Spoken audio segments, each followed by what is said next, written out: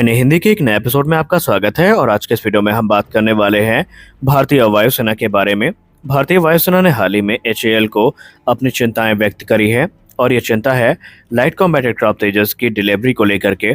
हम सब जानते हैं कि तेजस मार्क 1A का जब कॉन्ट्रैक्ट 2021 में साइन किया गया था तो ये उस उम्मीद के साथ साइन किया गया था कि 2023 से 24 तक जो एयरक्राफ्ट हैं ये मिलने शुरू हो जाएंगे। और कहीं ना कहीं HAL अपने इस प्रोग्राम पे बनी भी हुई थी, क्योंकि मार्च के महीने में इसी वर्ष में तेजस मार्क 1A की जो पहली उड़ान है ये होती दिखाई पड़ी।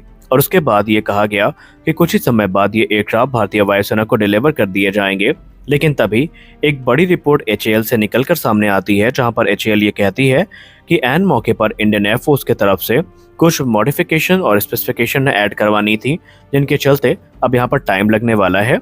और अगर इन मॉडिफिकेशन और अपग्रेड की बात करें तो उसमें software defined radio, software upgrade और दूसरी चीजें शामिल थी, जिन पर HAL काम शुरू कर देती है। और ये माना जा रहा था कि शायद मई के अंत तक ये एयरक्राफ्ट डिलीवर कर दिया जाए, लेकिन बाद में जुलाई के लास्ट की डेट सामने आती है। और अभी कुछ दिन पहले हमने रिपोर्ट में कवर किया था कि पहला एयरक्राफ्ट जुलाई के अंत तक देखने को मिल सकता है। लेकिन अब HAL की तरफ से क्लियर कर दिया गया है कि जुलाई में ये एयरक्राफ्ट देखने को नहीं मिलेगा, बल्कि ये एयरक्राफ्ट आपको 15 अगस्त यानी स्वतंत्रता दिवस के अवसर पर डिलीवर होता दिखाई पड़ेगा। इस दौरान एक सेरेमनी का आयोजन किया जाएगा, जहां पर कहा जा रहा है कि प्रधानमंत्री श्री नरेंद्र मोदी जी की उपस्थिति में ये एयरक्राफ्ट भारतीय वायुसेना को डिलीवर कर दिया जाएगा। हालांकि यहाँ पर अच्छी खबर के बाद एक बुरी खबर भी ये है कि तेजस प्रोग्राम से भारतीय वायुसेना बहुत खुश नहीं है और उनकी रफ्तार जैसी है, इसको लेकर के भारतीय वायुसेना ने चिंता भी व्यक्त करी है।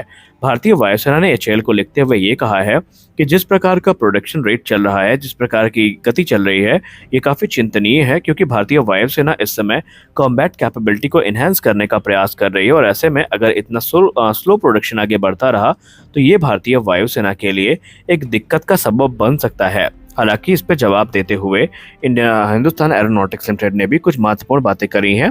उन्होंने कहा कि जो डिलीवरी है इसका प्रमुख कारण HAL नहीं बल्कि इंजन की डिलीवरी है। जनरल इलेक्ट्रिक की तरफ से इंजन सप्लाई प्रभावित हुई है, जिसके चलते ये जो प्रोग्राम है ये भी बाधित हुआ है। और इस समय भरोसा है इस चीज़ का कि जनरल इलेक्ट्रिक जो सितंबर अक्टूबर के बीच में जो इंजन की सप्लाई है इसको शुरू कर देगा। और जनरल इलेक्ट्रिक की तरफ से भी इसमें टिप्पणी करी गई है। पहले हम बात कर लेते हैं हिंदुस्तान एरोनॉटिक्स लिमिटेड की। हिंदुस्तान एरोनॉटिक्स लिमिटेड ने कहा कि सॉफ्टवेयर रिलेटेड जो इश्यूज थे इंटीग्रेशन के दौरान, इनको ठीक कर लिया गया है और कार्य इस समय सुगम रूप से आगे बढ़ रहा है। पहला एयरक्राफ्ट हम अगस्त 15, 2024 को डिलीवर करेंगे। उसके बाद एक निश्चित समय अंतराल में जो एयरक्राफ्ट है डिलीवर होते रहेंगे। पहले एयरक्राफ्ट को डिलीवर करने के बाद जो आगे की प्रक्रिया है इसकी शुरुआत होगी। हालांकि हमने पहले भी कहा कि जो पहला एयरक्राफ्ट था ये हमें फरवरी से मार्च के टाइम फ्रेम में मिल जाना चाहिए था, लेकिन ये चीज़ें नहीं हो पाती हैं, क्योंकि इस समय भारतीय वायुसेना कई अलग अलग टेक्नोलॉजी है जिसको इंटीग्रेट करवाना चाहती है, ताकि बाद में किसी प्रकार की मॉडिफिकेशन की ज़रूरत ना पड़े। लेकिन इसी पर टिप्पणी करते हुए भारतीय वायुसेना के एक सीनियर अधिकारी ने ये कहा है कि वो इस प्रोग्राम को क्लोजली मॉनिटर कर रहे हैं और एक एक गतिविधि जो HAL की है उसमें इंडियन एयरफोर्स की नज़र बनी हुई है। और हाल ही में रिपोर्ट्स ये भी कहती है ANI की कि deputy chief of air staff ने HAL के हैंगर्स का दौरा किया था, जहां पर उन्होंने व्यक्तिगत तौर पर जो प्रोग्राम की गति है इसका रिव्यू किया था। और उन्होंने HAL को चेतावनी भी दी थी कि जल्द से जल्द ये जो एयरक्राफ्ट हैं ये इंडियन एयरफोर्स को डिलीवर कर दिए जाएं। आपको बताते चलें कि 2021 में 83 तेजस मार्क 1A जेट्स का ऑर्डर प्लेस किया गया था, जो कि F404 इंजन से पावर्ड होने वाले हैं। लेकिन इन कॉन्ट्रैक्ट में जो मेन इशू आ रहा है वो इंजन डिलीवरी को ही लेकर के आ रहा है, क्योंकि सप्लाई चेन जो जनरल इलेक्ट्रिक F404 की है ये बुरी तरीके से प्रभावित हुई है। और जनरल इलेक्ट्रिक ये कह रही है कि वो इस समय लगातार अपने जो सप्लाई चेन के मेंबर्स हैं इनके साथ संपर्क में है और कार्य को रिज्यूम करवा दिया गया है, जिसका मतलब ये है कि अब डिलीवरी में देर नहीं होगी। उन्होंने ये एक्सपेक्ट कर लिया है कि तेजस उनके लिए हाई प्रायोरिटी प्रोजेक्ट में है और मैन्युफैक्चरर ये भी आश्वासन दे रहे हैं कि वो 2 से 3 इंजन प्रति महीने की दर से भारत को डिलीवर करना शुरू कर देंगे। और यह कार्य सितंबर और अक्टूबर के बीच में शुरू भी हो जाएगा। और उसके बाद जो नंबर्स में इंक्रीज है वो प्रत्येक मंथ हमें देखने को मिलेगी, यानी प्रत्येक माह जो नंबर है उनमें बढ़ोतरी हमें देखने को मिलने वाली है। ये जो इंडिजिनस फाइटर जेट है ये भारतीय वायुसेना में इंडक्ट होने के बाद भारतीय वायुसेना की ताकत बढ़ाएंगे और ये काफ़ी महत्वपूर्ण ओकेशन होगा इंडियन एयरफोर्स के लिए, क्योंकि तेजस मार्क 1A जो है ये सही मायने में हमें आत्मनिर्भरता प्रदान करेगा और इसके लिए पहले 2021 में 48,000 करोड़ रुपए की डील साइन करी गई थी, जिसमें 83 तेजस मार्क 1A शामिल थे और बाद में 2024 में 65,000 करोड़ रुपए की डील साइन करी गई, जिसमें 97 तेजस मार्क 1A जेट्स की खरीद की जानी है और माना जा रहा है कि इसी फाइनेंशियल ईयर के खत्म होने से पहले डील फाइनलाइज पूरी तरीके से हो जाएगी।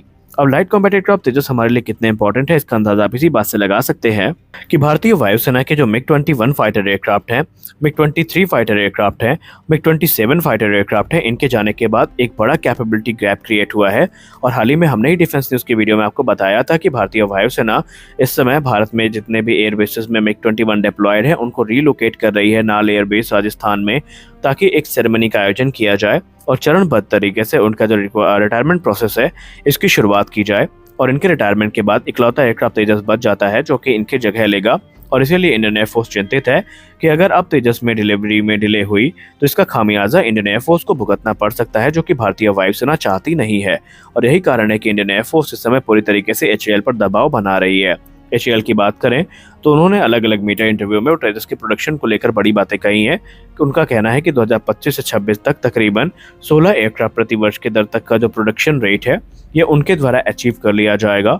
और उसके बाद एक बार जैसे ही नासिक प्रोडक्शन लाइन एक्टिव होगी तो वहाँ पर जो प्रोडक्शन रेट है 24 तेजस मार्क 1A प्रति वर्ष के दर का हो जाएगा। और ऐसे में निश्चित समय अंतराल के अंतर्गत ये एयरक्राफ्ट इंडियन एयरफोर्स को डिलीवर किए जाएंगे। वहीं इस समय जनरल इलेक्ट्रिक भारत में भी इंजन सप्लाई चेन को लेकर के अलग अलग जो पार्टनर्स हैं उनके साथ संपर्क में है और चीज़ों को फास्ट ट्रैक किए जाने का प्रयास उनके द्वारा किया जा रहा है। तेजस मार्क 1A की बात करें तो ये अपने कैटेगरी का सबसे एडवांस फाइटर एयरक्राफ्ट है, जिसको पावर करने के लिए F404 इंजन का इस्तेमाल किया जाता है।